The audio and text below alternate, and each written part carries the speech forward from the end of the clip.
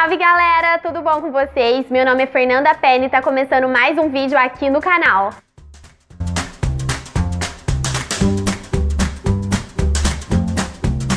Esse vídeo é uma continuação do vídeo anterior, em que eu falei sobre o círculo cromático, a harmonização das cores e sobre as cores quentes e frias. Nesse, eu vou falar sobre a psicologia das cores e sobre os efeitos visuais criados em cada ambiente. Você sabe como cada cor funciona no subconsciente do ser humano? E que efeito que ele gera em cada ambiente? Agora eu vou falar um pouco sobre a sensação que cada cor transmite e quais os principais locais onde cada uma é utilizada. O amarelo mostra clareza, sendo uma boa cor para detalhes importantes por estimular a memória e o humor. Nos ambientes, o amarelo proporciona concentração, atenção, sendo um importante estímulo para a comunicação e atividades mentais, como o raciocínio. Costuma-se utilizá-lo nos seus tons mais suaves, pelo seu elevado grau de luminosidade poder causar desconforto visual. Ele é muito utilizado em ambientes sociais, como por exemplo, salas de estar, hall de entrada, corredores, porque pode contribuir para a vivência social de amigos e familiares. Além de também poder ser utilizado em salas de estudo e escritórios, pois como eu já disse, ele estimula as atividades intelectuais.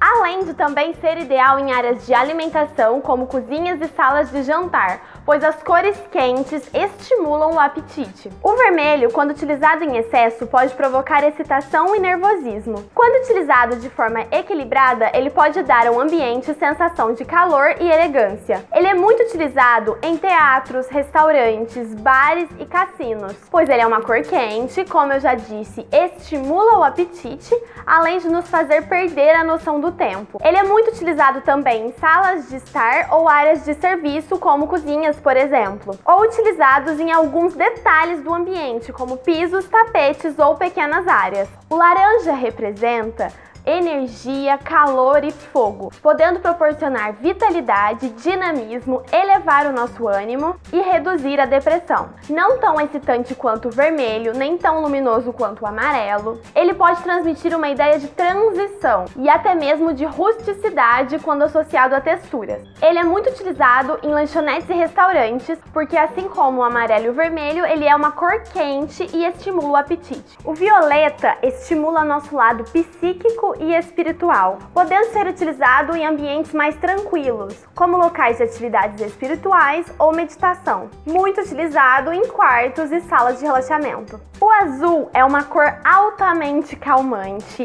que transmite serenidade e paz. Porém, se utilizado em excesso, ele pode deixar o ambiente muito frio e fazer com que a pessoa fique indiferente ou com sono. Em sua tonalidade mais clara, ele traz alegria e em sua tonalidade mais escura, ele traz profundidade de sentimento. É uma cor com sensação refrescante, podendo ser utilizado em lugares quentes, porém, em locais frios deve ser evitada, pois aumenta essa sensação de tristeza e frio. Ele é muito utilizado em quartos, salas de relaxamento ou clínicas.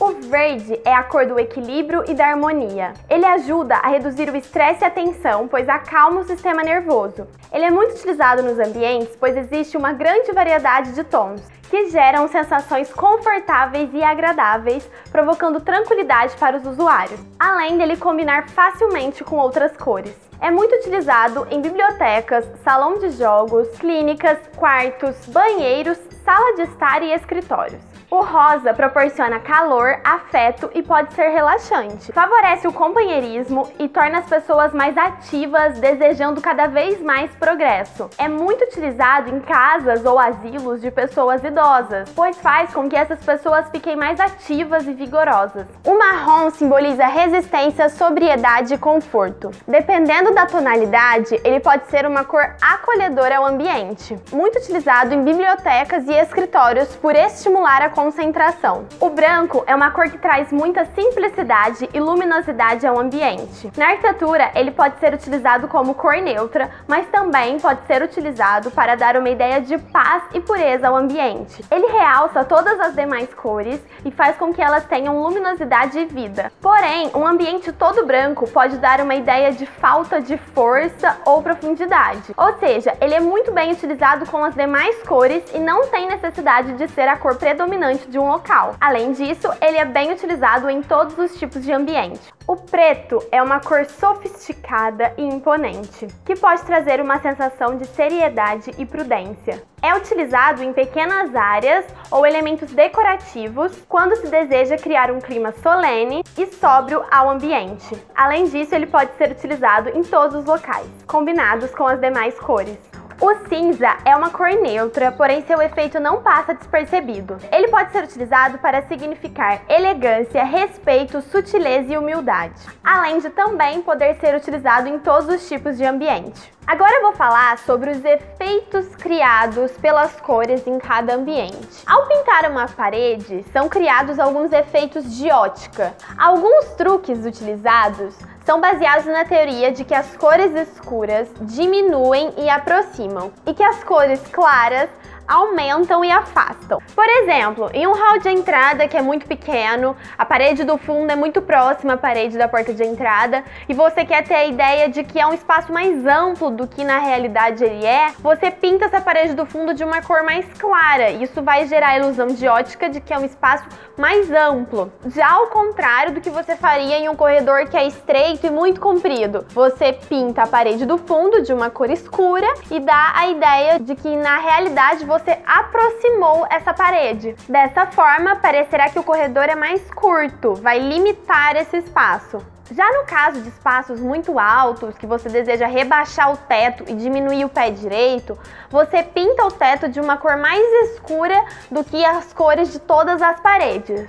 Caso contrário, é um espaço muito baixo e vocês querem aumentar o pé direito, você pinta o teto de branco e as paredes num tom um pouco mais escuro, um cinza claro, a chamada tinta gelo, ou então a tinta erva doce, que é um verdinho bem clarinho. Isso dá a ideia de que o pé direito é maior do que na realidade ele é. Existem mais algumas ilusões de ótica que é possível estar fazendo, como por exemplo, estreitar um ambiente. Paredes opostas, contrastando com a parede do fundo e o teto mais claros, dão a sensação de que o ambiente é mais estreito e longo. Para causar o efeito de paredes mais curtas, basta dividir sua altura e pintar a parte superior de um tom mais escuro. Além disso, como eu já disse, as cores claras ampliam o ambiente. Então, num apartamento pequeno, por exemplo, você pintar todas as paredes de um tom bem clarinho dá a ideia de amplitude. Os tons escuros, ao contrário, compactam o ambiente. Vocês pintarem todas as paredes de preto, por exemplo, vai dar a ideia de que é um cômodo bem menor do que na realidade ele é. Paredes laterais mais claras que a parede do fundo e o teto dão ideia de corredores mais largos.